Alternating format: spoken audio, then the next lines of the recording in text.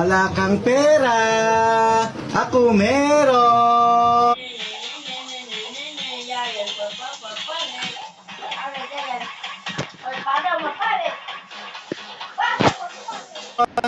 Okay lang. Bakit naman? Ikaw! Ano? Walang gawa! Hoy, Ace! Ano? Ayaw nga pala. Tatakas. Nag-make up ata ako. Ano na Wait lang. Ako magsusot ng chinelas mo. Alalay mo ako, yan? diba? Siyempre, alalay mo ako eh. Ayan. Ay, ang sweet naman! Wala naman ng init, okay na yan. Meron pa. Ay, no. Wala ang dami puno dito, okay na yan. Meron pa nga. Tiga lang, may araw pa. Dito na kami. May ano ba wala ng init? Meron pa. Hanggang di ka nakakapasok. Papasok na nga tayo dito. Ace! Bakit, boss? Bakit, boss? Makuha ng ano, Ano yan, no? ng extension.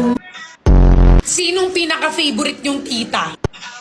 Nagtitiktok ang mga apo niyang sina Irene at Pipay, may parang dumungaw sa kanilang likod. Parang bata, itim ang mukha. Kinakalabutan ako, tumataas pa yung mga balahibo ko.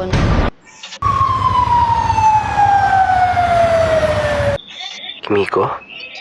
Uy, Jay! Teka, saan punta mo?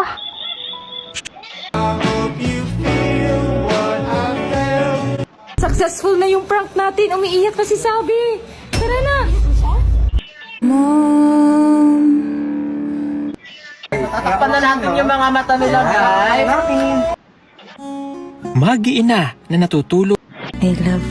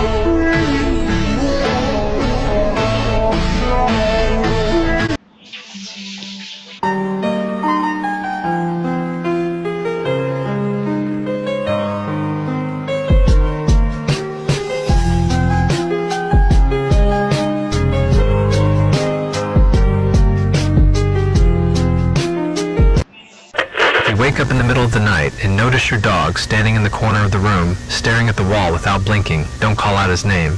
He's not ignoring you, he's trying to protect you. Follow these rules very carefully for your safety. 1. If he's growling into the dark, don't turn on the lights right away. Wait 13 seconds. If the growling stops on its own, then turn them on. If it continues, pretend to be asleep. 2. If he tries to block your way through the house, obey. Don't insist. He already saw what's in the hallway before you did.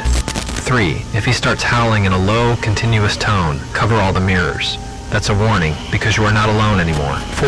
If at any point your dog looks directly at you and slowly tilts his head to the left, say, "I'm still me." If he doesn't react, leave the house. And lastly, if you hear your own voice coming from the backyard calling for your dog, lock the doors, lock the windows, hold his snout gently, and say his name 3 times, slowly, without fear, until he remembers you are his real master. But before I say good luck, I must say I know some things that humans like you don't. Good luck.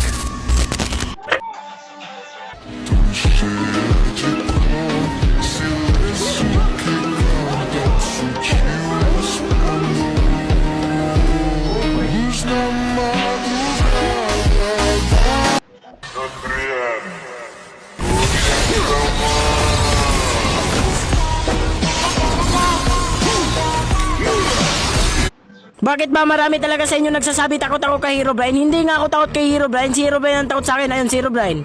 O di ba nawawala lang pag nakita ko ni Herobrine?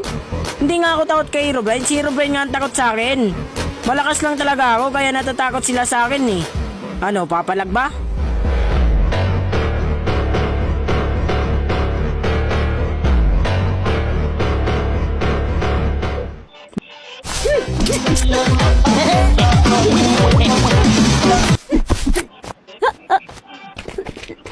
Ka? Gah? Gah? Gah? Gah?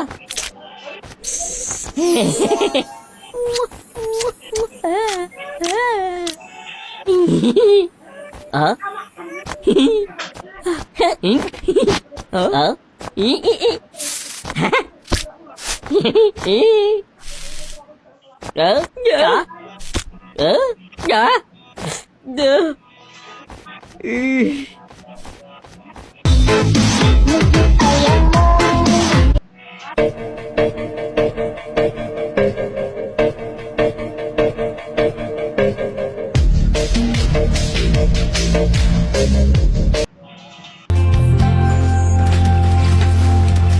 Kibilis ng mga oras, kibilis ng panahon. Parang dati tayo pa, wala na ngayon. Sana ako pa rin bukas. Wala mo lang ang magpakita. Kaso di na pwede dahil meron ka na iba. Kung alam mo lang. Uy, dandahan lang! Dandahan lang, Gagi! Pagkalitan tayo dito! Kalma, Yaji! Kalma lang! Paano nga kalma? Wala anak ko. Kumakuha ko tapos papakalmain mo ako. Eh, hindi naman! Hindi ko naman tinungapin! Alam nyo ba na merong dog na pinana ng 5 beses? Nakita nyo na ba? Merong na-rescue na dog at merong nakatusok sa kanya na 5 Indian arrows. Buti na lang merong nag-rescue. Alam nyo ba na ang Peppa Pig ay mayroon pala itong dark theory tungkol sa kanya. Ito si George, ito naman si Peppa Pig at ang kanyang Mama Pig, Daddy Pig. I'm Peppa Pig. This is my little brother George. This is Mummy Pig. And this is Daddy Pig. Peppa Pig. Makikita nyo sa larawan na ito na sila ay masaya at kompleto. Ngunit sino nga ba ang isa pang pig na nakasilip sa bintana ng bahay? Ayon sa mga teorya na ang nakasilip sa bintana na ito ay siya ang totoong Peppa Pig. At yung nakikita nyo naman sa palabas ay isang huwad impostor nagpapanggap lamang bilang si Peppa Pig. Dahil sinasabi na itong si Peppa Pig ay mayroon daw itong sakit na cancer at sobrang malubhana ang kanyang karamdaman. Kaya naman siya ay nakakulong sa loob ng kwarto at binabantayan. Dahil sa sakit niya, ayaw na sana ni Peppa Pig maging pabigat sa kanyang mga magulang, kaya nais niya na lamang mawala. May ibang kwento naman na si Peppa Pig ay kinulong na lang daw ito sa loob ng basement at ang ginawa ni Mama Pig at Daddy Pig ay gumawa na lang sila ng anak at ipinangalan ito kay Peppa Pig. Kaya naman ang napapanood ninyo ngayon na Peppa Pig ay pangalawa lang ito. Hindi siya ang original na Peppa Pig. Ang saya siguro nila tingnan kung tatlo. Mga kaduwende, pabilisan na mata. Hanapin nyo yung buto ni Doggy, ha? Ha? Oh, saan nyo? Saan dyan? 1? Kapag binutasan mo ang gitna ng ating mundo at aksidente kang mahulog, talagang masasaktan ka. Lalo na kung mahuhulog ka sa taong malabong maging kayo. Oo nga pala. Mina linda, perigosa, rouba meu coração. Vai quicando, vai jogando, não perde a razão no batidão, no... Ang mahal-mahal nito sa mall. Tapos dito sa TikTok, ang mura lang pala. Ang lalaking nagbenta ng burger, nagawa sa tao. Mga kaibigan, noong 90s, sa United States, ay may isang lalaking nagangalang Joe Metheny ang nagkaroon ng hindi magandang pangyayari sa kanyang buhay, kung saan iniwan siya ng kanyang asawa at anak at sumama sa ibang lalaki. Dahil dito, nakagawa si Joe Metheny ng isang krimen kung saan nakapatay siya ng mga inosenteng tao. Nagpatuloy ito sa kanyang ginagawa at ang pawang mga biktima niya ay puro mga kababaihan at nakaisip siya ng isang paraan upang itago ang krimen at walang makaalam sa kanyang ginagawa. Nagkaroon siya ng ideya na magtayo ng isang burger stand at ang palaman ng burger na kanyang ibebenta ay karne ng isang tao at umabot na nga sa 13 ang kanyang napatay hanggang isa sa mga biktima niya ang maswerteng nakatakas at nakapagsumbong sa mga pulis. At noong December 15, 1996 ay naaresto si Joe Metheny at umamin sa kanyang karumal-dumal na ginawa sa 10 biktima.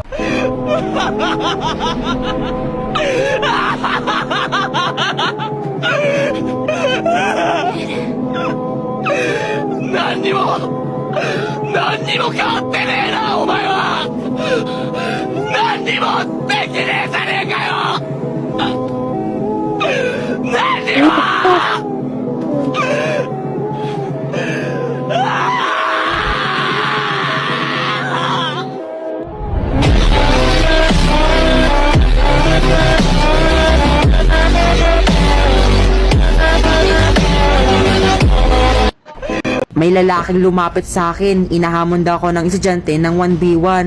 Kuya, mapatuloy ka ba sa estudyante? Oo, bakit? May mga estudyante sa bahay nyo. Hinamon ka ng 1by1. Totoo? Siguro daw yun. Tara, sama mo ako.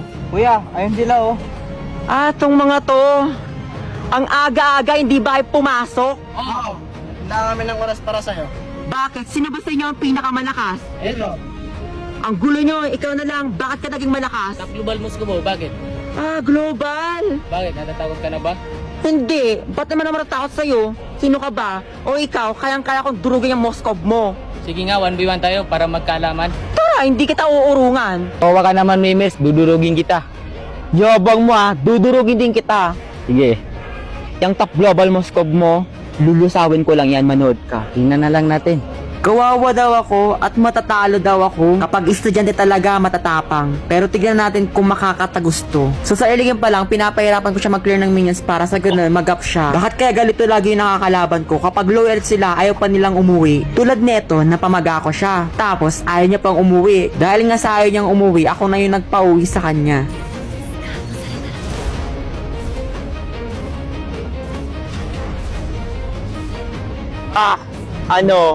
Kita mo yun, malayo ka pa lang, patay ka na. Atsu! Tornado! Tornado! Stay low! Stay low! Stay low! Stay low! Stay! Stay! Stay low! No! Stay! Stay! Stay low, buddy! Stay! Stay! Stay! Stay! Stay! Stay! It is a small ball! It is small ball! It is small ball! Stay low! No! No! We're good! We're good! We're good! What? No, we're dying. We're dying. We're dying. No! Stay! Stay! Shit, bro! Halos lahat ng ML content creator, tinalo ko na. May lalaban pa kaya?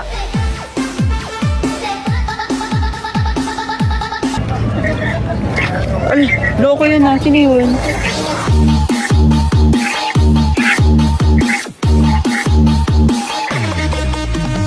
Halos lahat ng ML content creator,